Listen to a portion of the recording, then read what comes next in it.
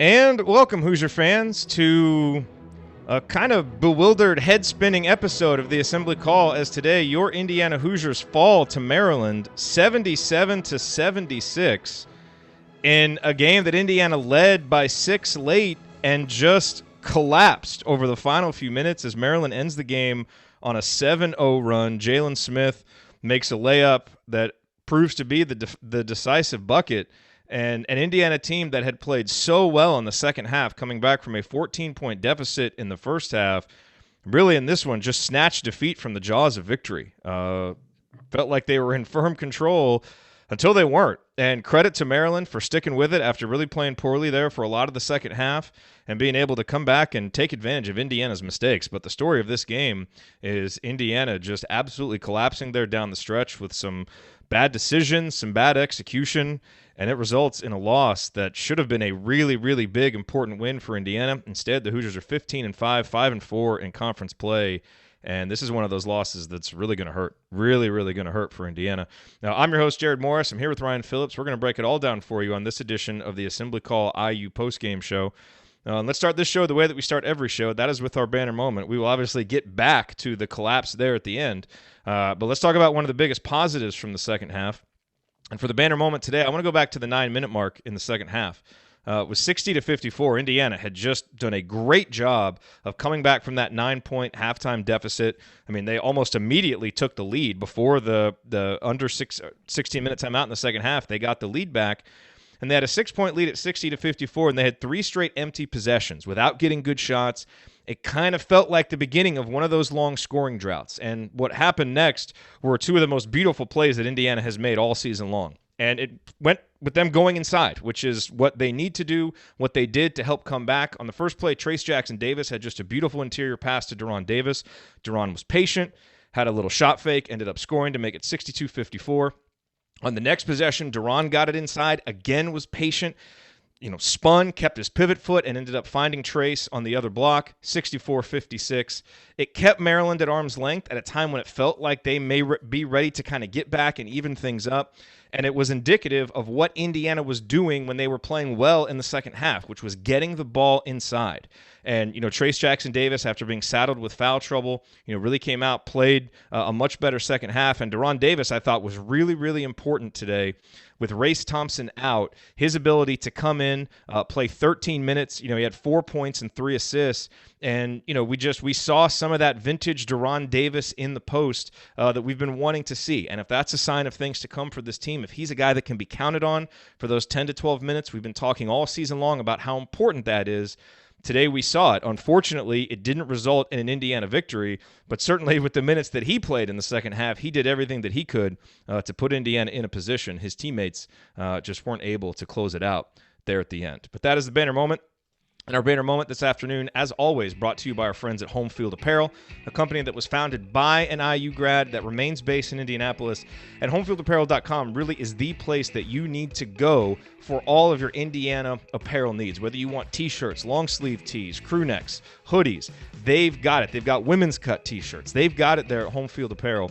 And what really sets them apart are 2 things. Number one, all their items are so comfortable. I mean, I don't know what fabrics they're using, but they're absolutely splendid. They feel good against your body. They maintain that comfort even after you wash them.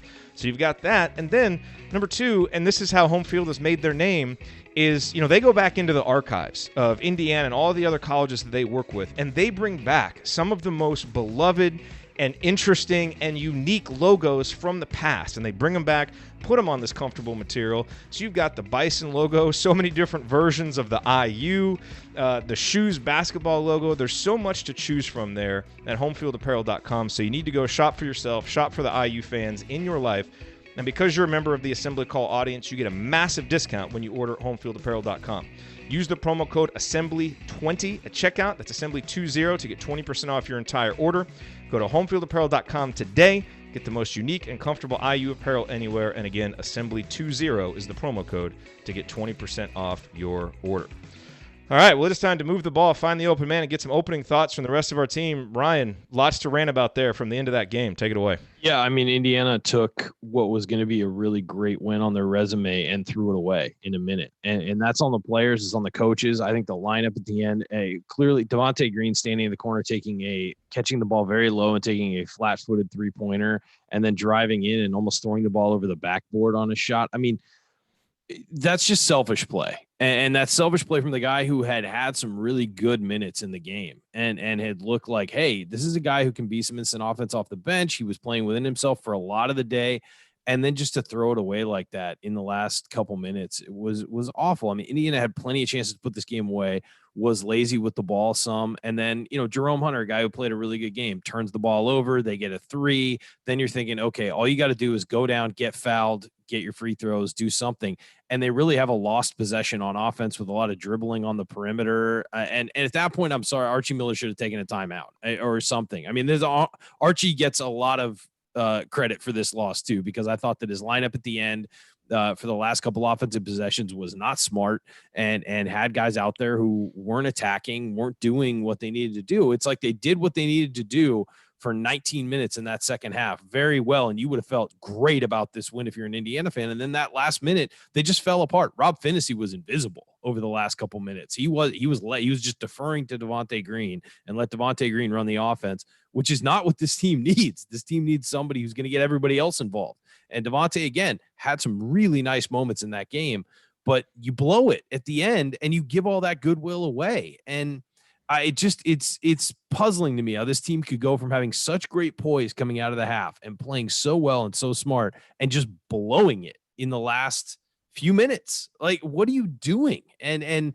the last minute, especially, I mean, guys got caught up on that screen. Jalen Smith's wide open for that layup. And he had guys around him, but he was right where he wanted to be, in the dead center of the floor. And that your job as a defense system, take that away. And they couldn't take that away. They left the guy open for three before that. Smith makes his basket and then jaws at the crowd. Doesn't get a technical, of course, even though he's screaming F you at the crowd.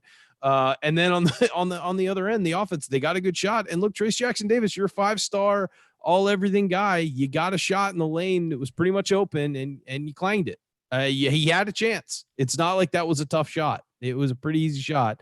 And I'm not blaming Trayce for the loss, but he had a pretty easy layup and clanged it. So it was my point by saying that is that everybody collapsed. It was just, they went from playing so well to, as soon as a press comes on at the end, they just fall apart. And it's that we've seen that happen before where they don't handle press well. Archie Miller needs to work on that, because it's so easy to see this team late in the game have a lead with, a couple times. Sometimes it hasn't cost them the game, but they definitely have had trouble against a full court press, getting the ball in, getting the ball up the court, not turning it over. I mean, this team didn't turn the ball over for most of the game, and all of a sudden you put a press on them and they throw it away immediately. And it's just, that kind of stuff cannot continue to happen. I realize this team was on a good run of play, but this was a game that they should have won. They absolutely should have won this game. And at the end of the season, this could be a game that comes back and haunts them, because you just lost a home game to a ranked team. You could have banked a quad one win. You could have banked a good win in the conference. You could have moved up in the conference. And that gives you a buffer where you don't have to win an extra road game. Now you got to go win an extra road game to make up for it. How hard is that in the Big Ten right now? So, this is completely disappointing from this team to blow this, because if they had won this, you feel, even if they win it by one at the end, making that shot, you feel like, okay, that was, kind of almost gave us a heart attack, but at least they came away with a win. But now you're looking at it like, God, we're back to another step back. It's another thing you got to work on and fix. And you're starting from scratch. And now you got to go on the road and win games. And that's not how you win in the Big Ten. You protect that home floor. You have this massive home court advantage. And they didn't do it, and they blew it, and they had the game won and handed it to Maryland, and it's so disappointing. And it's the kind of thing that cannot continue to keep happening. We've seen them melt down before, whether it's in the middle of the game or whatever. You cannot have these stretches where you just hand a team a game, and they've done it repeatedly this year. And I realize they just had some nice wins, but man, this is so disappointing. This is bad. It feels like you're taking just a massive step back by losing this game. It is disappointing. I think it's important to note that, this now brings Indiana to 5-1 on the season in 5-point or, games that are within 5 points. So they've been good. And Archie Miller in his history has been good, as a coach, winning close games. But, and so I think at some point we were due probably for some bad luck in a close game. But what makes this a little different is it wasn't bad luck. It was bad decision making. Yep. I agree with you that I really don't understand what was going on with the lineups. I don't know why you're not playing 3 guards at the end of the game. Bring Al Durham in. He's your free throw shooter. Yeah, and look, I thought Devonte Green, he led the team in scoring with 16 points. He had 3 assists and 5 rebounds. He made some really nice plays today. He had a stretch of the game where he played I actually really well. thought he was better in the first half, even though his numbers weren't as good, because he really came out in the second half. I think he only went, 3 for 8 from the field, something like that. But it felt like in the first half he was much more restrained. He was playing within things. He wasn't forcing it. He was very efficient. And in the second half, while he did make some plays, I mentioned earlier, the banner moment came on the heels of that 3-possession stretch. Well, that 3-possession stretch where Indiana, basically just went away from what they were doing to get good shots, part of that was Devonte, and just taking an early 3, throwing a bit of an ill-advised alley-oop. Like, it's almost like he got a little bit too comfortable in the game. And I was wondering if Archie was going to see that and pull him out, and he didn't. And it kind of felt like everybody got a little bit too comfortable over the last minute. It's like, okay, we came back, we're going to win. Oh, Maryland hit a 3. Jalen Smith made it. Oh, and it's like, oh my God, we're down by 1 all of a sudden. And we've seen 6. And the thing about Jerome Hunter is he was really good today, but we've seen him struggle with passing late in games. I like him as a defensive sub late in games. Offensively, that's a really tough spot to put him in. And I think, as to your point, you've got some timeouts, you've got some guards, some ball handlers that you can play there. There's just no real reason for Jerome Hunter to be in the backcourt against a press. He's not ready for that yet. So I actually put that. Now, look, he's got to make a better pass. He's a basketball player. Make a good play. But I still put. But he also hasn't been in that situation. He hasn't been in that situation. I put that responsibility on the coaches. So yes, I here's what I don't want to do today. I don't want to overreact because. This was a home game against a ranked team that probably could have gone either way. Indiana's had some good luck in close games. They were due to miss one. That's important. And as you said, if Trayce Jackson-Davis makes that layup, it completely colors our possession of the entire game.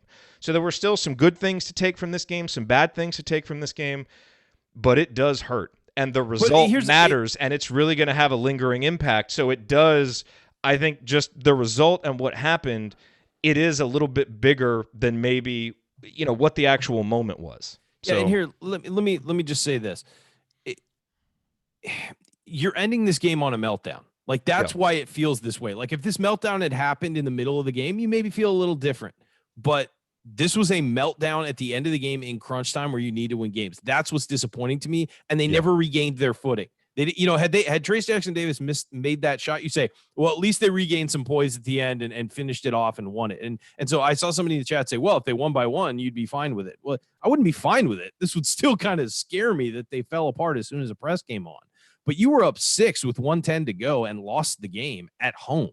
Like, that should concern everybody. And it's not just the one, you lost a 1-point game. You have to consider where the game was. This wasn't a 1-point game, back and forth. They made a shot, then you missed a shot and game was over. You were up 6 with 1:10 to go.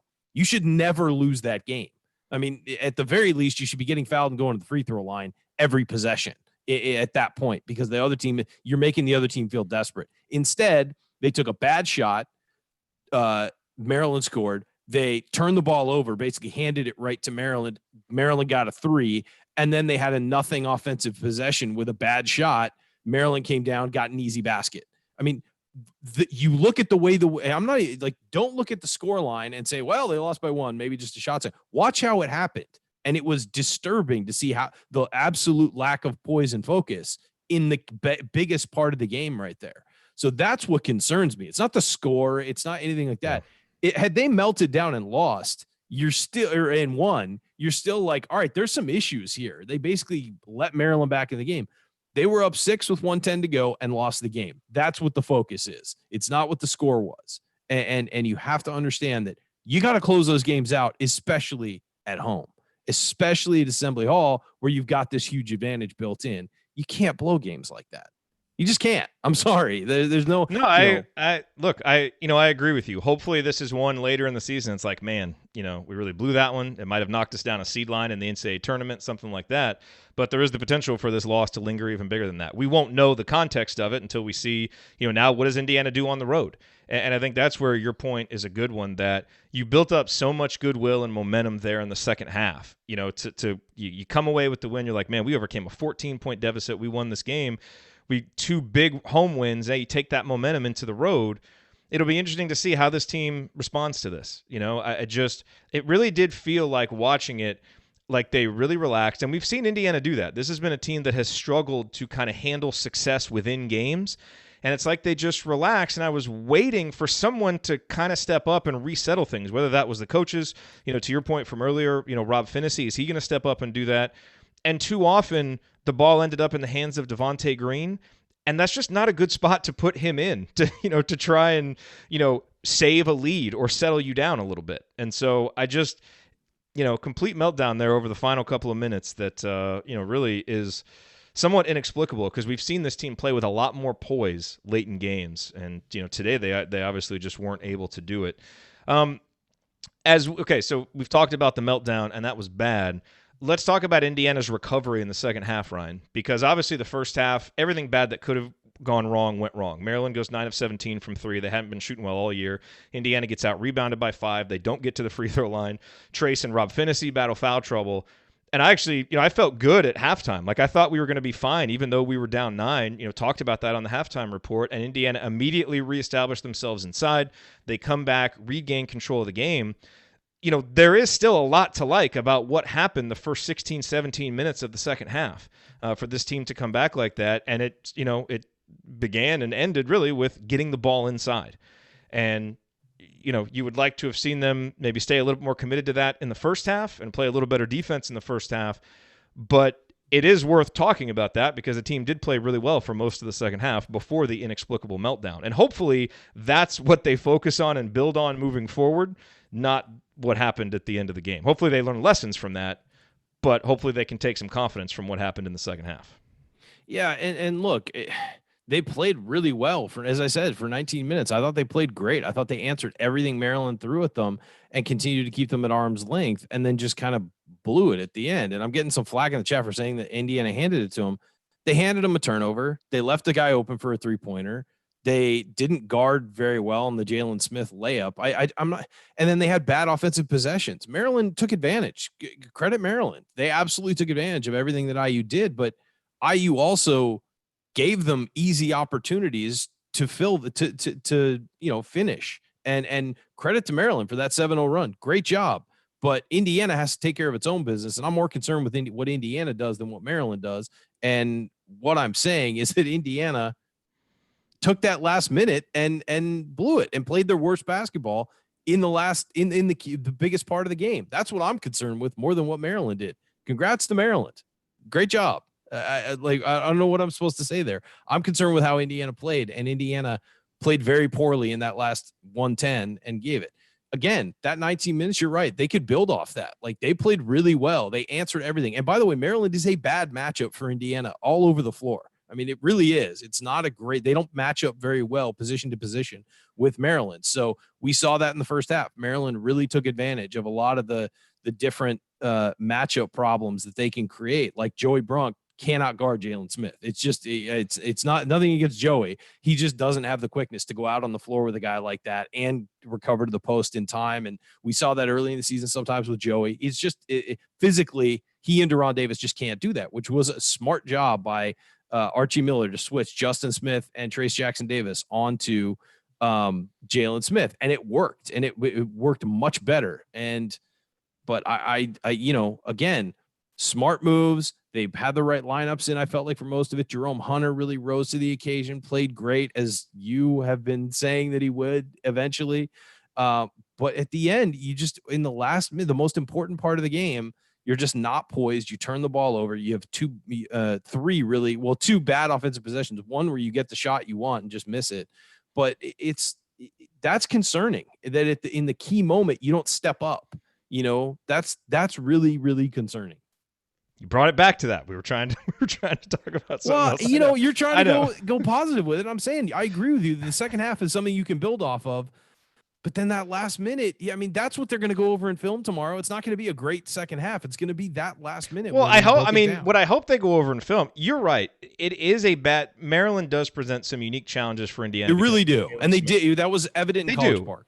They do. And they have guys who can get into the lane, and they can really, because of the personnel they have, they present challenges for the pack line. We saw it in the first half. They present challenges against any defense, but specifically the way Indiana plays it. I thought Indiana adjusted in the second half. I thought Trayce Jackson-Davis came out like a man possessed in the second half, both offensively and defensively. Unfortunately, he picked up a quick foul, but I thought that was smart. But I think it was also important to recognize that Indiana presents some challenges for Maryland because we have two bigs and they have one. And we went away from that in the first half a little bit too much. Got a little bit three happy, and we were making them. We were 6 of 9 in the first half, so you can't totally argue with that. But we were still playing a little bit out of how we wanted to play. And plus, we were missing layups, and Joey Brunk was terrible in the first half. But in the second half, we recommitted to that. And it's like we realized, okay, they have Jalen Smith, but he can only guard one of us. And so there's two of us down there. And so whether it was getting it into Trayce or getting it into Joey or playing that high-low two-man game, this was such a weird second half because I thought Indiana was so well coached for about 18 and a half minutes, and the adjustments we made were really good. And the players, really played with a lot of poise. And then the last 90 seconds, it did all change, and all of that went out the window. And I thought we were poorly coached and timeouts weren't taken. So this is a weird game because the final minute and a half does color it all. But I really think it would be foolish to not pay attention to what Indiana did those first 18 and a half minutes to come back. And I also think it would be foolish to look at the first half and be like, Indiana played terrible. Indiana didn't play well in the first half, but Maryland also shot out of their minds, and we missed layups. And if a couple of those flip, we're ahead at halftime, which is why I wasn't concerned. 9 of 17. Yeah, 9 of 17. And we did give up too many open ones. I get it. But we weren't nearly as bad as the score indicated. No. And then we played much better through that part of the second half. So, this is one of those losses. Like, I feel like we have won and played worse basketball over 40 minutes. I agree. Today. I agree. So, and that's what's so disappointing. Which is a weird, that's why this is a weird game to analyze. It really is.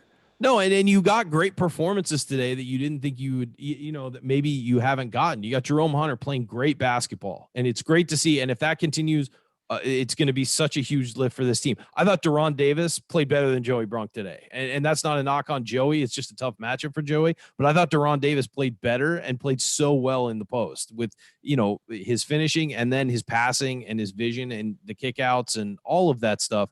I thought he played great. Monster offensive rebound too. Yeah, and then I thought that Rob Phinisee played pretty well at parts. I mean, it's a tough matchup for him against Cowan, but I thought he played really well at parts. He didn't force the action. He moved the ball.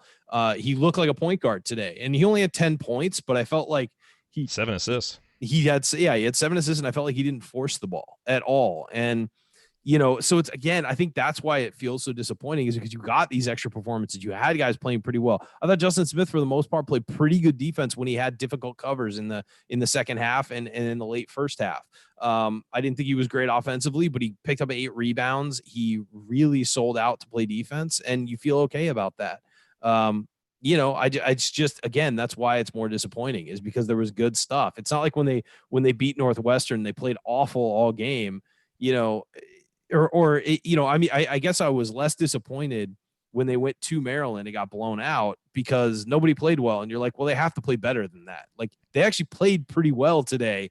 And then it's just like they couldn't close the deal. And so it's disappointing. And that's why I keep repeating that, because that's the overarching feeling here is they played really well and then couldn't finish it off. And it's kind of sad. Would Indiana have won if Race Thompson had been available? Probably. No, I mean, okay, if Race played like he did against Michigan State. Yeah, if you had him for some of those first half possessions to throw on Jalen Smith, I actually do think he makes a 1-point difference. I think so too. But it's neither here nor there. I just wanted to tee you up for that. Just try and cheer you up a little bit, Yeah, it's been a rough day all around. Yeah. I'm sure some of you have seen the news. So it has. All right, let's break and we'll come back. All right, coming up as we continue our breakdown of Indiana's just crushing 1-point loss to Maryland, I will point out some meaningful moments that you might have missed. Then we will go inside the numbers to highlight the most important statistical notes from the game. You are listening to the Assembly Call. Stick with us.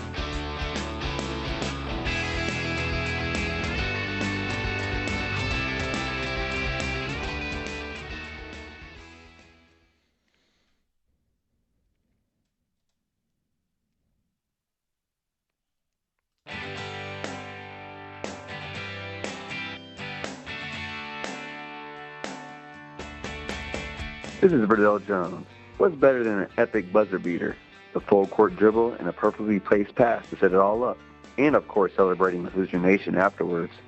So join Jerod, Andy, Ryan, and Coach on the assembly call after every IU basketball game. Go Hoosiers. Thank you, Verdell. You are listening to the Assembly Call IU postgame show. I'm Jared Morris here with Ryan Phillips, and we are breaking down Indiana's 77-76 loss to Maryland as the Hoosiers just collapse over the final 90 seconds of a game that they felt really firmly in control of for the last 12, 13 minutes of the second half after being down by a lot early on. It is time for meaningful moments that you might have missed. One that I just want to touch on real quick in the first half that I thought was important was Indiana was down 14. Armaan Franklin got in the game and quickly scored 5 points that I thought were really, really important points for Indiana. He knocked down a three.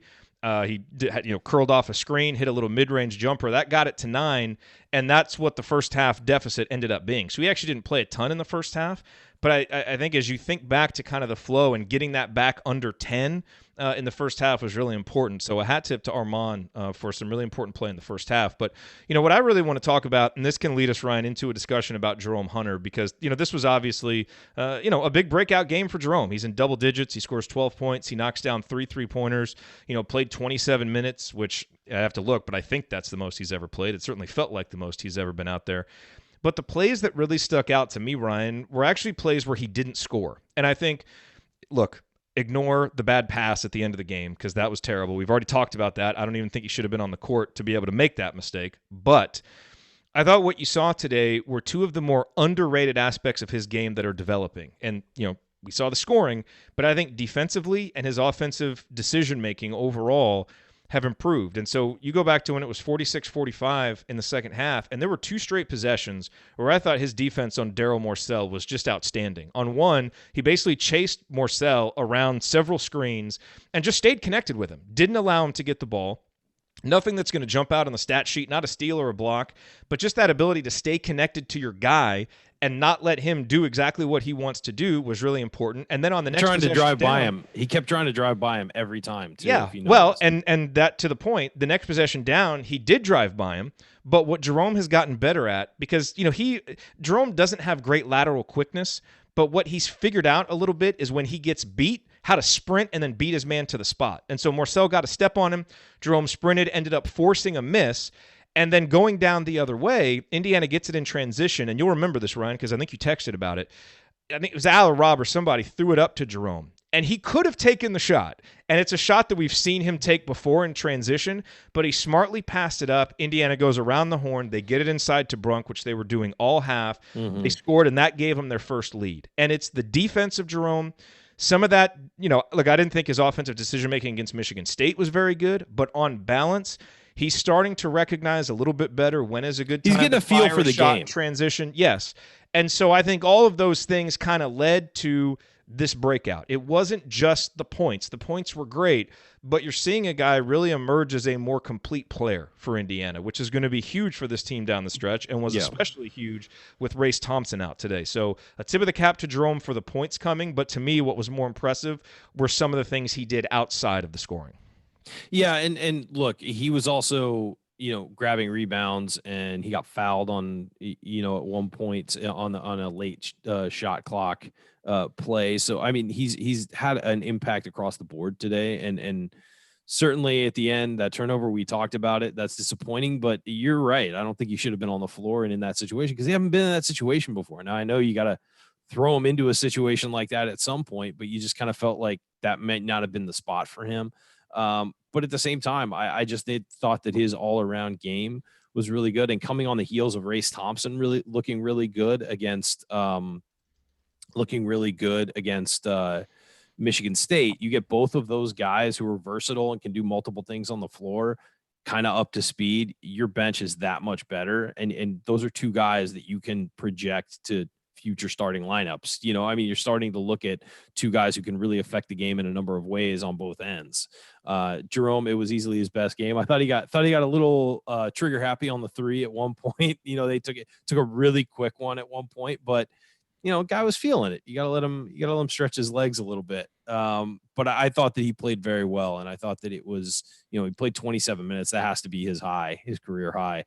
I think that that it's a guy who is looking more and more comfortable. And we've said for a long time that once he sees a couple go down, you're going to see his whole game get better because he's not just thinking about shooting. He's thinking about, the whole entire game. Once he gets that monkey off his back of hitting a couple. I love the mentality that he and Armand Franklin have. I mean, those guys come out to attack. And as we've talked about with young players, you would rather have to slow a young player down than speed him up, and those guys just come out and they're ready to attack. And they were big. Look, there was no question this was going to be a big day for the bench. Indiana played Thursday night against Michigan State. That is always a physical game. The Hoosiers left everything on the court. You didn't have Race Thompson. I thought that a slow start was inevitable, especially with it being an early game. And that's obviously what happened for Indiana. So the bench, Armand with 5, Devonte with 16, Jerod and Davis with 4. We've talked about him, Jerome Hunter with 12. Those guys were huge today. So, that was really important when Indiana needed it because there have been some games where the bench has struggled to step up. The other meaningful moment, that I want to point out, Ryan, goes back to the beginning of the second half when Indiana, absolutely just came storming back. Yep. And I thought they really fed off the energy of their freshman, Trayce Jackson-Davis, who didn't play much in the first half because of 2 fouls, and came out in the second half like a man possessed. He was guarding Jalen Smith. And I thought, the first possession, he gets it down low and just, goes straight to the basket, scores. On the next possession, they do a nice high-low trace to Joey Brunk.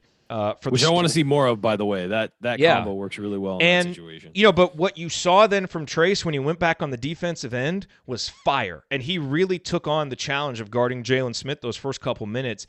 And I don't think I've ever seen a guy defend a ball screen just playing as hard as Trayce.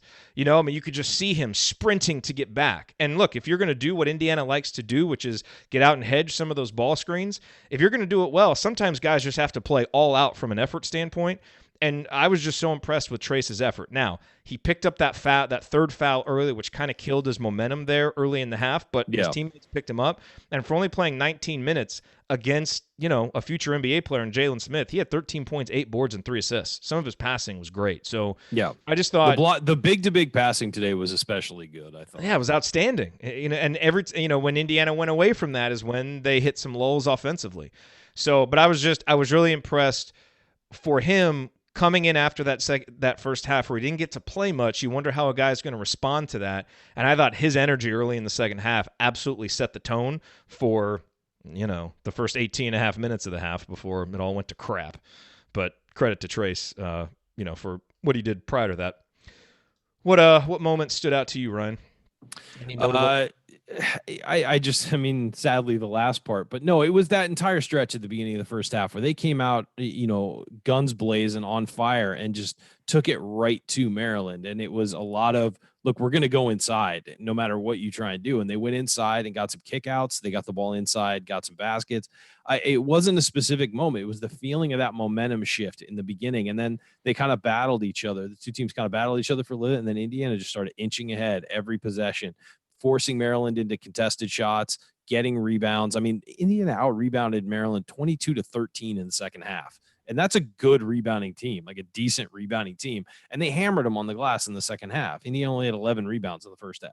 And so they really went at it and absolutely, I thought, played incredibly well. And they contested shots, I felt like, much better than they did in the first half. So it was really that first segment of the game that you noted where they just sort of took that lead and didn't give it back until the end of the half. And it was their first lead of the game too, really, was when it came at that first part of the first half. So, or the second half. So I think it was, they clearly got direction and fixes, and I'll give the coaching staff credit for this direction and changes and, change the game plan. Here's what we're going to do. Lineup changes were perfect, everything, to really get that run in the beginning of the first half. And they came out and they executed it, and they executed it perfectly. And Maryland had to call a timeout early, and it was, Mark Turgeon was yelling at people. I mean, it was great to see, because I always love seeing Mark Turgeon yell at people, because that seems to be his only coaching trait. I will tell you the other meaningful moment that stands out in a bad way. So Indiana was up 69-64. Jalen Smith missed a three-pointer, and Al Durham got a rebound. It was after the lob. To Trayce. Yep. Yes, so it's 71-64, and that it really felt like the game was basically teetering. That was it. Like we are about to bury Maryland. And so they go down on the other end. They miss a layup. Trayce gets the rebound. He throws it up ahead to Al. And Al takes a three. And look, Yep. on the one hand, it was too quick because we need to get the ball inside. That's where we're, buttering our bread or whatever, cliche you want to use. But man, like in the moment, I was with like, the crowd and yes, everything. because if he makes that shot, it's over. Game's like over. the game is over. And he had just made the one against Michigan State. So I hear the argument for why that was a bad shot. And you might be right, but I'm not going to be a hypocrite. In the moment, I wanted him to take it because I think sometimes when you've got a chance to bury a team in a big moment, you take it. And I liked seeing the confidence from Al, although I will say I'm not sure that he really earned the right to take that shot with the rest of the way that he played today, because I thought for the most part, outside of a couple of really aggressive takes that he had in the first half, I thought this was just another one of those games where Al is kind of invisible for part of it. Only has 4 points. Did have 3 assists, but just really didn't get a lot going. But I was glad he took it. I thought it was going to go in. If he does, then all this other stuff that we're talking about at the end of the game is probably moot, but he missed it. Maryland goes down the other end, gets an and one, and they're right back in the game. So, I hear you. If you want to say that's a bad shot, I understand that argument. You might be right, but I'm not going to be. You know why it was a bad shot? Because it didn't go in. Yeah. I mean, and it was really, to be fair, it was way off. He rushed it. It was, and that may have been what made it a bad shot. Okay, so that's the point is his feet weren't really set, and so it's a moment to take the shot because you can bury the guy. But if your feet aren't set, don't force it. Yeah, so and if they pull it out, if they pull it out there and get a bucket, it's just as big as getting that three. I mean, it's not points wise, but if you pull it out and get a layup, it buries them still. And I just, it's a tough shot to take, but at the same time, I get the being caught up in the moment. And Al, especially after his last game in Michigan State, hitting a couple really big threes, I get why the kid's taking that shot. And it really, when you look at how the game went, it was one of the most pivotal decisions of the game. And I get everybody who's in the chat who says it was a bad shot because the clock was our friend. You're absolutely right. Yep. It would have been wiser to kill the clock and feed the post. You're absolutely right. No question about it. I mean, if you take it, you got to make it. And I will say the fact that his feet weren't really set, that probably does make it a bad he rushed decision. it out of his hand too, and you could tell because it was way short to the right, and or I don't remember. I think it was to the right. Yeah, he just overshot it, frankly. But at the time, you're right. At the time, he makes that as it's in the air, you're like and then he missed it. And there were a lot of bad decisions down the stretch that led to this loss. Let's be real, and Jerome getting caught up with that pass. If you're not 100% sure you have a pass against a trap, call timeout. You have those in your pocket, and there's a reason. If you're winning, there's a reason you keep your timeouts in your pocket, and it's for that. And call timeout. We'll set something up. And it just it was a lot of things that snowballed. And again, to credit Maryland, they made the right plays too. There are plenty of teams who were down by that much who missed the shot when they get the open three or miss the layup when they get it in front of the rim. Trayce had essentially what was the same shot as Jalen Smith got, dead in the middle of the lane, and we missed it. They made it. That was, that wound up being what cost us the game. And so I credit to Maryland for finishing it off. But at the same time, Indiana, man, there's a lot of things you have to work on after this game now. And it's poise. Breaking a press. Like, come on. We've got that, there's basic tenets to breaking a press. You don't break a press with a dribble, you break it with passing. And everybody's got to be on their game and moving the ball. And if you got a one-on-one matchup with your point guard, you break it with a dribble. Other than that, don't drive yourself into a corner. Don't give it to a guy who doesn't know what he's doing. There's plenty of rules there. And make sure your inbounder is your best passer. There's little rules that Indiana over the last couple of years, Indiana has struggled against that. And that's something they need to work on because it came back to bite them. Yeah, let's talk numbers real quick. I think the big one that jumps out for Indiana is 22 assists on 30 made field goals. They were great offensively. Obviously, Rob Phinisee being there had a big part to do with that, but 4 other guys had 3 assists, and the interior passing, as we said, was magnificent. I thought Jerod Davis's minutes, as we mentioned, were awesome. The second half rebounding was really good, and that was an important element for Indiana to kind of regain control. The Hoosiers did only get 10 free throws, and 6 of those were from guards. So it was in the first game against Maryland, Indiana really struggled to score against their length. And today they didn't get fouled a lot, but, credit to Trayce, credit to Joey, credit to Jerron, especially in the second half. They found ways to get buckets against a team that's pretty good, in terms of 2-point defense. And so that was good to see. The officiating was also really weird today. First half, they weren't calling anything. In the second half, they were calling everything at one stretch. Then they stopped calling everything. I mean, it was really shockingly in the Big Ten. It was really disjointed and kind of stupid. The turnover number, obviously good. 6 turnovers, you'll take that because that buried Indiana at Maryland. But, I'll tell you the number for me that really stands out. And, this isn't necessarily a criticism of him because I think overall, numbers-wise and on balance, he played a good game. But Devonte Green took 8 shots in the second half. And, Trayce Jackson-Davis took 7. No one else took more than 4. That's too many shots for Devonte Green in the second half. It's not just the fact that he only went 3 for 8 or that he was only 1 for 5 on threes. It's not about the result. It's about the process. And I thought Devonte, in the first half of the game, I thought it was one of the best halves that he's played in a while. He had 7 points. He had no turnovers. He had an assist. He was 3 for 3 from the field. No, 2 for 2 from the field. Made a couple of free throws. He was efficient and picked his spots. And in the second half, he got a little bit looser with the decision-making. And I thought there were a couple of opportunities where, either Rob Phinesee's got to get that ball and be more assertive. Archie, has to get the message across that we need to get the ball inside. So, again, Devonte made a few of them, and some of them were big shots, but I thought he forced a few too many.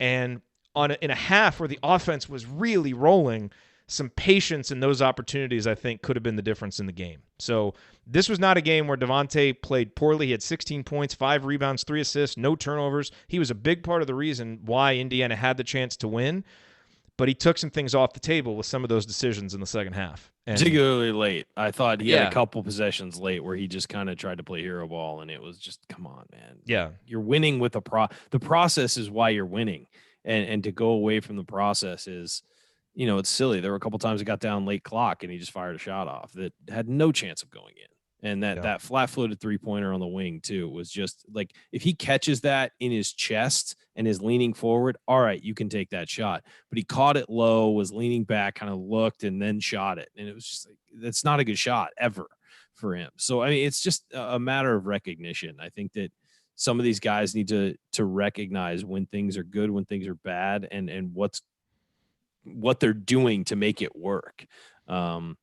Anyway, I mean, it's just, it's the same stuff we've been talking about. It's just a matter of recognition and poise in those big moments. And that's what costs you the difference between a win and a loss is just smarts and poise. And I felt like they didn't have it when it mattered today. Yeah. Any other stats for you that jump out? I thought the rebounding, as you mentioned, was really important. Bench points for Indiana, 37-12 over Maryland. A lot of that from Jerome Hunter and Devonte Green.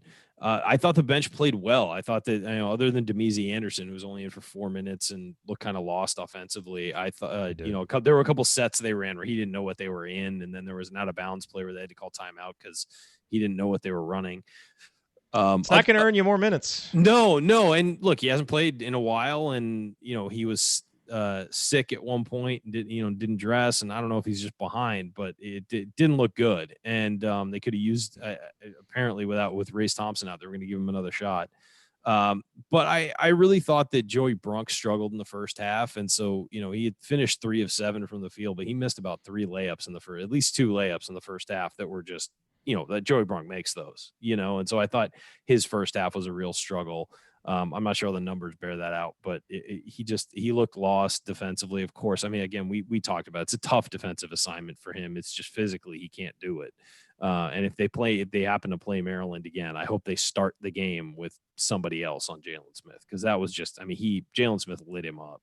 But I guess that's another stat is Jalen Smith, 29 points, 11 boards. I mean, and 4 of 6 from 3. He just ruined IU today. He was the only guy that you were afraid of, really. Cowan had his moments, and he did finish with 18, but Jalen Smith did everything for Maryland. He was the guy who made it go. And so, for a guy to get 29 and 11 on you on your home floor that's a rough one. The chemistry that the three of you have. Sorry, I did not mean to hit that. Oh, great. Real professional over there. Yeah, sorry, I hit the wrong button. But nice to have Megan make an appearance on the show. So nice to Hi, Megan. Hey, Megan. All right. Coming up on the assembly call, we are going to hand out our game balls. Then we will hit any other lingering storylines from this game and then look ahead to what's next for Indiana. They're at home. It's time to go on the road. We'll talk about what that's going to be like, and then it'll be time for last call. Stick with us here on the assembly call.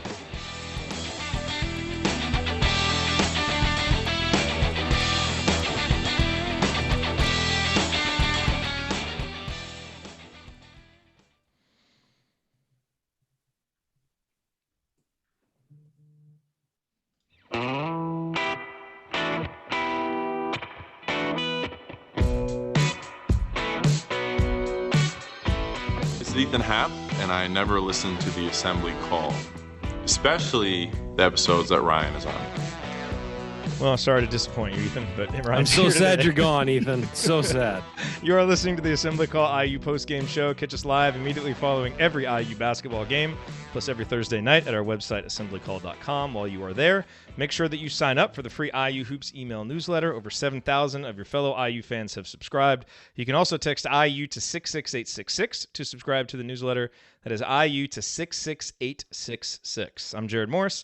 Here with Ryan Phillips. We are breaking down Indiana's 1-point loss to Maryland today. It's time now for the game balls, Ryan. I'm having a hard time with this one. I'm not sure where I'm going to go with it, so I will kick it over to you. Oh, that's what you do? That's yeah. I'm just gonna. That's I'll give it to Jerome. Jerome. The host. I'll give it to Jerome Hunter. Probably grading on a curve there because I think Trayce Jackson-Davis might have been the best player for Indiana, but I think Jerome Hunter on both ends really stepped up. And Trayce Jackson-Davis only played 19 minutes. When he was on the floor, he was obviously very impactful. But I think Jerome Hunter's stepping up today really helped Indiana. It helped everybody else on the floor. I would say it's a real three-way horse race for me between Hunter, Rob Phinisee, and Trayce Jackson-Davis. But I would say Jerome Hunter with his 4 of 7 from the field, 3 of 6 from 3. Those threes were all big, and they really helped Indiana sort of turn the momentum in the first half. 2 of them helped Indiana turn the momentum in the first half. Yeah. And then he, got fouled, made a free throw, 4 rebounds. I think he's really been rebounding well lately. Had the 1 turnover late, which obviously was enormous, but as we've said, I don't think he should have been in that position. And on top of that, I just thought played really good defense all day. And, he got beat once or twice, but I thought in general he played solid defense. So I'll give it to Jerome, his first nomination for me. Yeah, that's, I thought about Jerome. Obviously, Jerron Davis gets honorable mention. I think it's tough to, give a guy a game ball who only played 13 minutes. No, I agree. But they were huge minutes. His minutes were huge. Yeah, so if you want to say him, that's fine. I thought Rob Phinisee with his 7 assists, and I thought Rob Phinisee's 2 threes early when it was 12-3. Maryland jumped out to that lead. I thought those 2 threes early were really. I mean, even though they eventually pushed it back out to 14, we needed someone to step up and make some shots, and he did. But given how he kind of disappeared late, tough to give it to him. The reason why I'm going to go with Trayce over Jerome, and it's close, is because Indiana came back in this game because they got it inside. And the 2 biggest stretches of the game, the beginning of the half, when Indiana goes on that 7-0 run, 9-0 run, whatever it was, and they ended up taking the lead, Trayce was the catalyst of that. And then later on in that middle part, which I've mentioned before, when they hit the skids offensively, what turned it around? They got it inside, and Trayce and Duran were playing off each other. And so the way that Trayce bounced back from a tough first half where he didn't play much, didn't get into the flow, and came back in the second half, and he ends up second on the team in scoring with 13 points, has 8 boards. The 3 assists were big. Even though he only played 19 minutes, I thought he was Indiana's best player, and I thought the stretches where he got going were huge for Indiana. So I'll listen to arguments for all those guys. We'll leave it to the chat. Yeah, and I think kind of I will say, I thought it was pretty even between those 2. I think I'm giving it to Jerome just because we haven't yet. I have to admit that I'm kind of grading on a curve. And look, Devonte Green, we already talked about the bad decisions that he made. The guy scored 16 points, had 5 boards and 3 assists, and made a lot of good plays today. So and no turnovers. I wouldn't give him a game ball personally, but he played well. So it's really easy to dump on Devonte, and we already talked about the issues that he had at the end of the game, but don't let that cloud your overall opinion of how he played today. He was a big part of the reason why Indiana stuck in it in the first half, because he played really well in the first half, and he had some big shots in the second half. So you want to hear some funny plus minus numbers? Oh God. Jerome Hunter I saw them. I know they make no sense. It was the worst on IU with a -10. So maybe he shouldn't have gotten the game ball. I don't know, but no, it's just because they were hitting all those threes in the first half when he was out there. He was on the floor for the end too. Yeah. But what I thought was interesting was Armand Franklin +7, Joey Brunk +3, Trayce Jackson-Davis was zeroed out, and Jerron Davis was a +6 as well. That's why those numbers without context. Really, I know. It's they just don't mean anything. Hey, Al Durham +1. But hey. you've got Devonte Green was a -6. Phinisee was a -4. So it's really an odd list. It's not like you can see the which lineup was the best, because some of the guys who were on the floor together are way off on their plus minus. So all right, so chat mob, we need you. You guys have to break the tie here, because Ryan went Jerome, I went Trayce. So if you guys can put some votes out there, and then if someone can tally them up and let me know who the winner is, it's a good problem to have, where I think you've got a lot of guys who are deserving, but obviously it means a little less, and it's a little bit less fun to do when the game ended in a loss. I know. So. Especially I don't buy it. I know sometimes we get ticked, and there was a game this year where we didn't award a game ball. We shouldn't have in that game. What was that, Wisconsin or Maryland? It might have been the first Maryland game. I think it was. I think that was totally warranted. I don't feel that's warranted in this game today. Looks like the chat mob is sticking with me and going with Hunter. I think they're going with Jerome. I'm fine with that. Look, that guy needs waiting for this day for a long time. Yeah, the last couple games he's really played better. Michigan State not as much. But you've seen it coming, sort of slowly building, and today he really ought to break out. Yeah, so it looks like, and honestly, he gets the game ball for what it means for the program that he's breaking out. Honestly, look, we've been talking about it for a while. His emergence is one of the health of Rob Phinisee, some of that stuff that is obviously huge, but Jerome Hunter emerging and becoming a consistent threat off the bench absolutely changes the trajectory of what this team can do for the rest of the season, because he has not contributed much, and he hasn't contributed much in big wins. He was a non-factor in the Michigan State game. But if he can start doing this is what we've all heard about since he was a recruit, have been waiting for.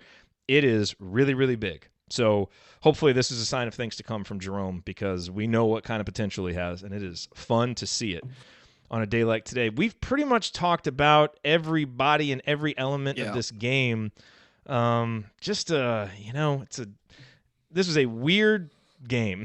It's a weird really day, weird Jerod. game. We haven't even mentioned the other thing. Well, all right. Do you want to mention it? Yeah. I haven't. All I've seen are the tweets about it. I haven't seen any news reports or anything. Well, it's been confirmed that Kobe Bryant passed away today in a helicopter crash, and now there are reports. I'm not even going to tell what the reports are because they're not confirmed yet. I'm not even going to go there. But Kobe Bryant, obviously, I don't know about you, Jerod, but growing up in our generation, he was. I was a sophomore in high school when he went pro out of high school, and everybody wanted to be Kobe Bryant, and just the way he played and that bulldog mentality. And he just had that insane work ethic that so few guys have, where I remember one story, he told somebody to show up he's like, what time are you going to work out tomorrow? I want to work out with you. And I think this was when he was doing Team USA on the Redeem team in 2008. And he said, well, I'm going to be in the gym at 4. And so they showed up at 4 p.m. and he wasn't there. And they were like, what the hell, man? He just skipped out of me. He's like, dude, I was in at 4 a.m. and I worked out till 8 a.m. Like, he was just one of these legendary guys who just had those insane workouts. And that's how he was good for so long, was he just had that insane drive and focus. I mean, Jordan was the same way, just a guy who just wanted to win so badly that he would rip the other guy's face off to do it. And he'd kill himself just to be able to win. And that was the thing about Kobe Bryant that was so special and so special to watch for so many years. Was, again, we're seeing it with LeBron James as well, but just his longevity and how good he was for so long. Before he tore his Achilles, he was averaging, he's in his mid-30s, and he was averaging like 27, 8 and 8 or something like that. I mean, that injury obviously ended his career, even though he played on for a couple of seasons, but he was just one of those guys. It was amazing to watch play basketball. And it just, every game you'd watch, and growing up in Southern California, I, was a Laker fan, and I grew up, when I was born, Magic was the guy. And just watching Kobe play for all those years with just a insane desire to win and a drive that nobody else had. And then to watch him every night, and every night he would do something where you just like, oh my God, what was, like, how did he do that? And So obviously, and here's the thing about him, he's mellowed a lot, and he had just started to become a mentor to some younger players. Jason Tatum had talked about that, how he had reached out to Kobe, and Kobe had been more than willing to go help him and work out with him. That whole group of players, when they were young and played with Kobe in the Olympics, all went on to greatness. It was LeBron James, Dwayne Wade, Carmelo Anthony, all those guys looked up to him and, took his work ethic and took it on themselves. And I think it was James or Wade said that I watched Kobe. I thought I was working out hard, and then I watched Kobe and I changed everything I was doing because they all wanted to be him. So just a really, really sad day for the sports world and basketball, because we're not going to have that guy to be, an ambassador to younger players and teach them, how to play. And obviously a real sad day for Southern California because we were such, fans of his on the court. You certainly didn't have to like him, and there were a lot of people not who at all, who didn't like him and who rooted against him. But you certainly, as a player, you had to respect him and his work ethic and his willingness to take big shots and to be the guy. And the one thing I'll say is, there obviously, he had some great teams, had some teams that disintegrated, and there were questions about him as a teammate and his leadership style. What I would say about that is, greatness isn't comfortable a lot. No, and he had. He had that drive to be great that was inspiring just to watch from afar. I'm sure teammates bristled at it, and I'm sure it wasn't pleasant to be with him all the time. And, I'm sure, maybe there's some things he would do differently as a leader at different points in his basketball career. But, you would rather have that guy in your foxhole than not if you're playing a basketball game. Yeah, and I think just his talent and drive were really to be respected. And all those stories about Michael Jordan being just an awful teammate. Well, he was an awful teammate to people because he expected them to put in the effort that he did and to win the way he did. And Kobe was the same way. They were wired the same way. And certainly Kobe had his detractors, and I fully understand those. I see the other side of the coin there. And certainly he had personal issues as well. And obviously, I'm not claiming the man was perfect, but from a basketball standpoint, just as a basketball player, he was one of those guys that you stopped everything you were doing to watch him play because it was so incredible what he could do on a basketball floor. And I believe LeBron James last night just said he had no flaws offensively. He was the one guy who had no flaws in his game, and it was just phenomenal to watch. And I will miss, hearing stories about him. I mean, we'll still hear the stories, but I will miss him telling them and the chance that he would have had to mentor people. And obviously, man had 4 children. So, and he was only 41 years old, and it's just incredibly 41, sad. Man. It is, the thing when you hear news like this, it's such a reminder that, man, it could happen at any time to anybody. Yep. Just cherish the time that you have and the moments that you have, because none of us are promised another day, so make the most of the you have. And absolutely. But yeah, or obviously, thoughts to his family and to everybody who's mourning him today. That's it kind of feels a little numb right now. It does. And, and the news broke right in the middle of the second half. So it was really hard to kind of come on here and do this because it's such a emotional, situation and a sad day. And I'm jumping off here and I'm going to go work on that all afternoon because everybody's going to have their tributes out. Yeah. So, all right, we can kind of make quick work of the rest of that. Have we covered all the elements of this game? I don't have a whole lot else to say about this game just because it was such a weird one. Indiana clearly left a big win on the court, but it's not, I think if that's the only thing that you focus on, you're really missing some of the bigger picture parts about this game. Look, here's the thing. But ultimately, it's a devastating loss. And it is. You can't explain that But away. here's what I will say. Indiana's better than it was 3 weeks ago. It's better than it was 2 weeks ago. And so, the loss is devastating because of that last stretch. And you everybody wants their teams to have poise in the key moments. That's what wins games. And we have most of the season. Exactly. I mean, I agree. And it's just that you got everything else working. And then the thing that you have been able to rely on goes, and so it's like, oh, that's another thing to work on. It's like when you're patching a car up and then the door falls off and you're like, oh, I got to put that back on.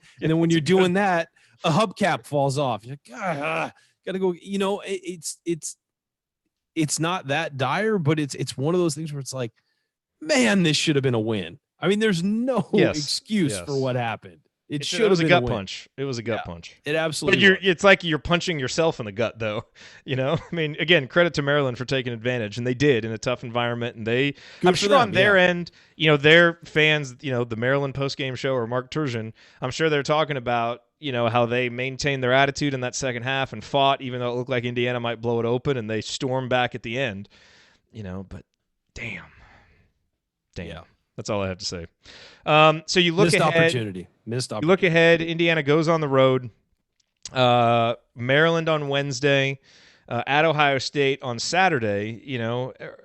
Penn State on Wednesday, and then Ohio State. This Penn State team, they are 14-5, 4-4 in the conference. They had lost 3 in a row there, and were kind of hitting the skids a little bit.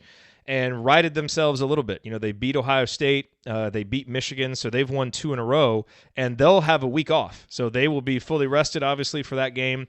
Penn State has been a place. It's one of those weird places where it never feels like Indiana plays well, but we usually win. It just kind of win ugly. But this is a better Penn State team than we're used to. It is. No, this is a good Penn State team, and so obviously Indiana's going to have to bring it. But I think it is I don't know if you would say that you expect to win because it's on the road and, the Ken Palm gives Indiana a 32% chance to win. My expectation is to bump that up a little bit. I mean, I think this is one of those winnable road games. Penn State's good. I think it's the way last Indiana's been playing. We can go win this game. I think that's the last road game where you're like... Michigan's winnable. Minnesota's winnable. Michigan's been in the tank, yeah. Yeah, so those two are winnable. And Ohio State's winnable with the way they've been playing. So those are the next 2 games. Fair to say, if Indiana comes away with 1 out of the next 2, you feel good, right? Yes. Yeah. But here's the thing: you'd feel bad if you've lost 3 in a row, including this game. You know what I mean? And that's the problem with this game. That's the problem with losing this game. You would have been on a 3-game winning streak. You would have won 5 out of 6. You're really feeling good about yourself. This just popped the balloon. That's what the final minute and a half did. It kind of popped the balloon that Indiana had been blowing up, and now they got to get back to it. Start blowing that balloon up again, and get going. But that's what Indiana has coming up. Banner Monday is a definite maybe for Monday afternoon. So just watch Twitter. Hopefully we can do it. Maybe. It's just got to kind of be like that. So hopefully we can keep doing those conversations with Mike DeCourcy because I really enjoy doing them. But just watch Twitter, and I'll let you know. You're listening to the Assembly Call IU postgame show. Remember that because you're an Assembly Call listener, you get 20% off your entire order at homefieldapparel.com with the promo code Assembly20. So if you want a great deal on the most comfortable and unique IU apparel that you will find anywhere, go to homefieldapparel.com. Use the promo code Assembly20 for 20% off your entire order. Last note that I will make, a reminder, February 8th, we will be in Bloomington. We'll be there for the IU Purdue game. Afterwards, we are doing a live postgame show at Switchyard. We had lots of conversations earlier today about what we're going to call that. It's not final, Ryan, but I think we may actually end up going with Podcast on the Drink for that one. A live IU Purdue postgame show with the Assembly Call and Crimson Cast. Already talked to Chronic Hoosier. He blessed us using that. Andy will be happy because it's the idea that he came up with. It's kind of catchy, kind of funny. So that's our working title. If you hate it, let me know. But we get somebody to design a logo for it. Yeah, we need to. We need to start promoting it up a little bit. So anyway, after the game, I'm sure Galen and some other folks will be there. Talking. I'm sure soon after the game ends, but we'll get there as soon as we can after the game. Start a live post game show. And just have some fun talking basketball. And my goodness, they better win. Can you imagine if we had to do that after this game? What a buzzkill that would have been. We've done the meetup after a loss before, a very late loss. Only once at Ohio State game. Late meetup after a loss. It was no fun. I mean, it was great to meet everyone who was there, but it was just a dour. Everyone was just kind of like, because we got beat by a last-second 3. Yeah, CJ Jackson again. That guy. Why did I mention his name on another show? I don't know why you did. All right, last call, Ryan. Final thoughts on this disappointing afternoon. God, it's just a rough day for basketball in general. It's a tough loss for Indiana because of how well they played. That's what makes it tougher, and that's what makes it more disappointing. Is this wasn't just a blowout or they didn't play well. They played great for 19 minutes in that second half, and then just kind of fell apart in the last minute and 10 seconds. You're up 6 with 1:10 to go at home at Assembly Hall. You should win that game. There's no excuse for not winning that game. So yeah, stuff happens and guys made shots and Indiana turned the ball over and had bad possessions. That stuff happens during the course of a game. But in that last 10 minutes, you need to have your tightest 10 minutes, minute 10 seconds. You need to have your best minute and 10 seconds of the game. And they didn't. And they had one of their worst stretches of the game. It was a 7-0 run for Maryland to finish the game. They came down, they had a shot to win it, missed the shot. That happens, but if you want to win games, you got to make shots like that. If you want to win games, you got to run better offense than they did the 2 possessions before. And if you want to win games, you don't turn the ball over against the press, and you guard guys when they're set to open, take an open 3. So Indiana really has played much better the last couple weeks and have really started to look like a team that could do something this year and be impressive. And that win over Michigan State was enormous. It would have been great to back that up with a big win today, and they didn't do it. They had it in their hands and they dropped it. And so this is a team that's got to regroup because now they got 2 road games against teams that can easily beat them, and they got to come out and take it. Take this Penn State game. You can take this Penn State game. You absolutely can. Play your game the whole time and take it. And that's what they have to do. They have to come out and make up for this because you lose a home game, you better win one on the road to make up for it. And that's something where Indiana needs to do that now. Yeah, and maybe the next time Indiana is 5-0 in close games, jackass podcasters don't tempt fate by writing articles about how good the coach is in close games. Yeah, who did that? Inevitably, the next game. God, just why would you do that, Jerod? Why would you do that? Yeah, look, it's. I don't have a whole lot to add about this game. I thought Ryan's analogy of the car and the door falling off really about pretty much our season. It summed it up about as well because this team has played really bad in games, but then had poise to close them out in the end, and they win. And we're coming on here. We're not feeling good about the way they played, but you're just kind of exhaling because of the way that they won the game. And this is the opposite of that, where it's like, man, this team absolutely showed what it's capable of in the second half, and you got contributions from so many different guys.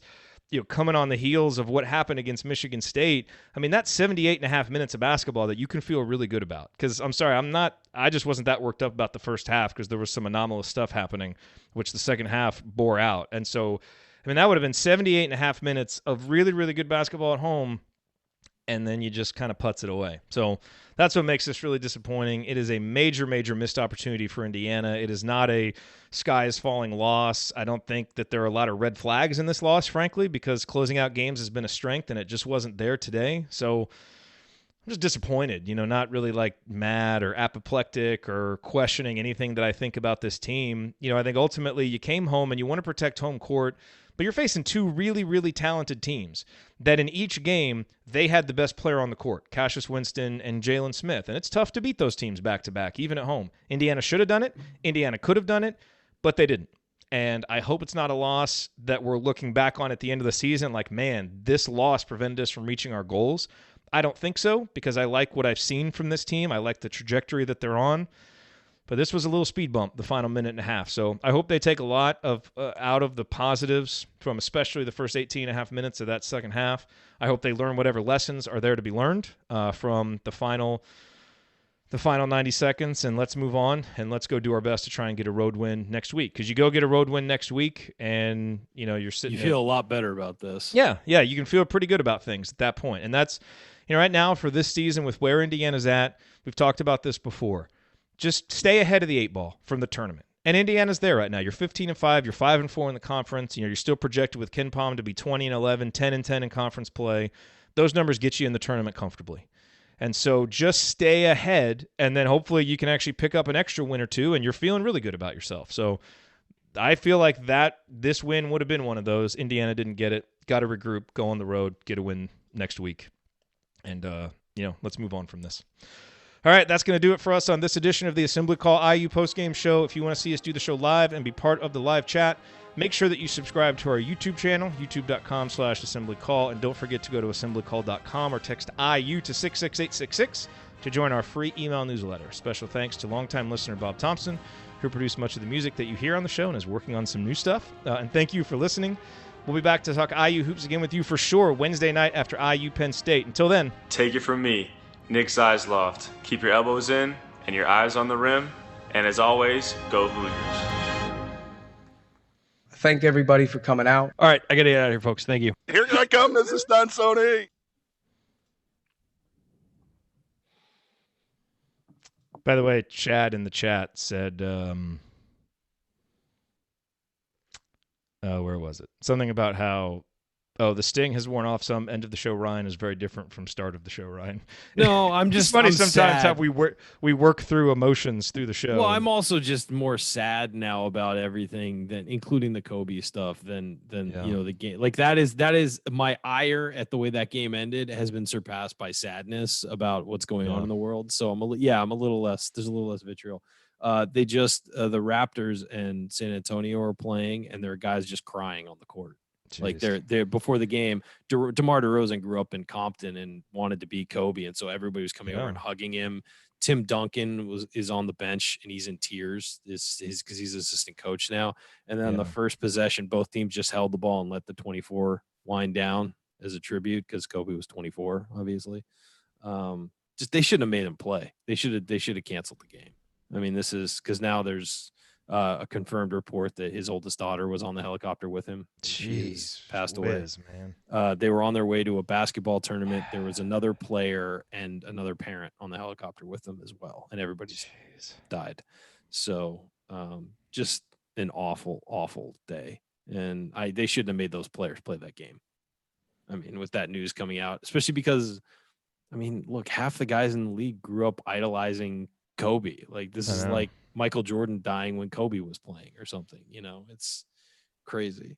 Yeah. And it's one of those things when a guy, especially for a sports fan or a basketball fan, you may not know him. And it's like, well, how can you feel? We all feel like we know LeBron James. You don't know. Yeah. But when someone is like on your TV in your home that much, you're watching them and you see them go through ups and downs and, you do kind of feel like you get to know them. It's like a piece of your basketball life. Especially with like social media these days. Like we know all about LeBron's kids and his family, and we knew about Kobe and his wife and his 4 kids, and you see him at games all the time. And Kobe's like coaching his daughter now. It's the daughter who passed away. I mean, it's crazy, and you're right. We have a much deeper connection to stars these days than we did maybe 40 years ago because they're all the time seeing their personal lives and everything like that displayed. So it's really, really sad. I remember just so unexpected, I mean, when a guy passes of old age or you have time or to an illness or something like that. Yeah. But for it to, I mean, it's unspeakable how tragic that is and shocking. And I remember during his retirement game, they did a big tribute for him where all these players, it was like 50 players talking about how they grew up that's all they wanted to do was be Kobe Bryant, and it was guys like Kyle Lowry, who was in this Raptors game, DeMar DeRozan, LeBron, Dwayne Wade. It's the next generation of stars all wanted to be him. And so now the stars that want to be LeBron James, like LeBron wanted to be that guy, so it's this, and of course Kobe wanted to be Jordan. So it's this long lineage that gets passed down. So whenever any of those guys, any of those links in that chain passes away, it's crazy, and terribly sad. And obviously thoughts and prayers with everybody out there. Absolutely. What a down way to end the show, man. Right? Well, I mean, it fits the day. I mean, this is a day, unfortunately, that, will kind of go down in just sad infamy in basketball history because of this, So all right, man. Thanks for being here and staying focused on the show. I know you got a lot going on. Yeah, we're gonna go about writing about it now, trying to do him some justice. I'm sure you'll. Thanks, do a good everybody. job. All right, everybody. Appreciate you. Talk to you next week.